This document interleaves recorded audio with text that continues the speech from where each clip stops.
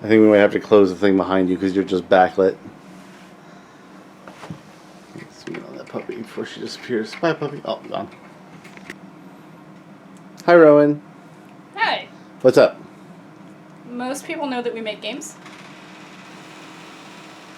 Yes. Spooky door? It's ghosts.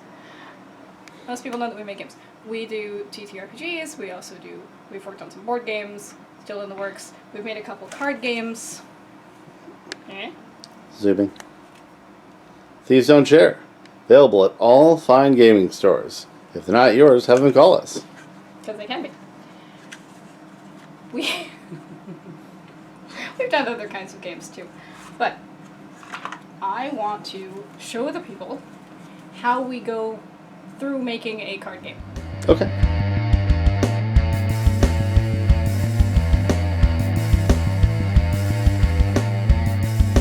Because every now and then, the guy behind the camera, Rob, gets into like a fugue state, and when he awakens, he has all these ideas, and then we have to go through the ideas to figure out what's viable for a game. Sometimes I'm forced to sit somewhere for more than 2 hours, and unless my brain is entertained, I will design a new game. It's the madness. I have 4 games right now in alpha state. Here's 2 of them. Yes. This one we might play for you at some point in the future. We'll do. But this one is about the perfect song. That's what this video is about, is this game right here. And I can show you, after he came up with the initial songs and game mechanics, he printed them all out, and we put them in these little sleeves. And so this is just the prototype.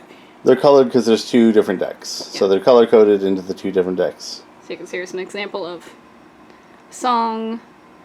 Classic rock, Daisy Starduster, Leather Jacket Lover. Mm-hmm. So you'd have... Not a real song. I made a list of basically parodies Right. of the type of songs you would get. Because I don't know about the legality of using actual songs. And it's more fun this way. Yeah. So you'll get, this is an example. Here's the card. The person who draws this card would say, I dressed, and then they pick one of these 3. Mm-hmm. And whenever they pick, then the songs the other players pick have to match that. So it's a little bit like, what would you say? Apples to apples. Yeah, just song-based. Yeah. You have a prompt, and then every player submits what they think is their best song, and then the person with the prompt chooses what the perfect song is. Mm-hmm. And when we played it with our fans, the main feedback was to make the instructions a little bit more clear. Which I knew. And more songs. They wanted more game. Yes. More game, please. So we're working on that.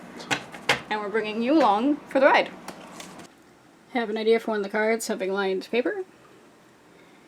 Could we find something on the internet of lined paper? Yes. Do I trust using anything that's not directly ours or something we took a picture of? No. In general, that's a good idea. Then you don't run into any kind of copyright issues. So, I mean, we'll probably end up just mocking it up in Photoshop anyway, just to make sure it's fully legal. Absolutely. But I'm going to scan this with my printer scanner. Oh, it's so dusty. Ignore that. Ignore the dust. Scanner. Copier.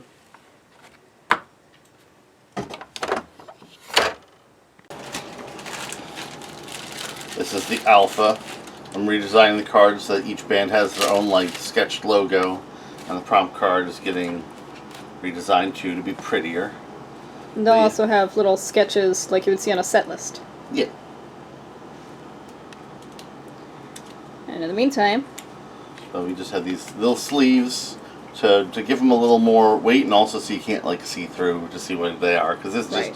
this is the cheapest printer paper, because you know sometimes you make a game and it's not fun and it doesn't work out, so you just throw it away. but this one is fun. This one's fun, so we're making more of it. So we have song, we have who does the song, we have the genre, and here's me just trying to do some sketches that are going to go on the actual cards as like I said before, on a set list, you'll see like little doodles. So each card is going to have a doodle. And some of the doodles are things we already had before that I'm just repurposing because it's fun, and some of them are new. I'm going to have to draw a trumpet. Watch me try to draw a trumpet. looking at a reference on my other screen, but, like, that doesn't make it easy to draw a trumpet. I don't know. Tell me in the comments if you have an easy time drawing a trumpet. I don't. So you see me sketch in a very literal sense. I kind of scribble my way into the shape I want. And I'm gonna call it a technique that I use often. It's a technique, right? Sure. It's like when something looks really crappy and you say, oh, it's my style. It's that. It's a technique. In any case, drawing a trumpet, that'll go for the 24th card, whatever that was. I don't even remember what it was right now. But I wrote it down as it goes with number 24.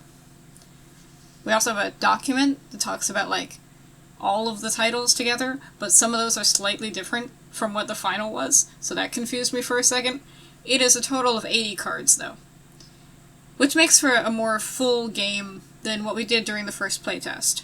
That is true. But the playtest went well, and it should work exactly the same. We're still going to playtest it again. Here's me drawing a bell. See, bell was easy. Shoe. I tried really hard to make sure that everything still looked like fun and lively.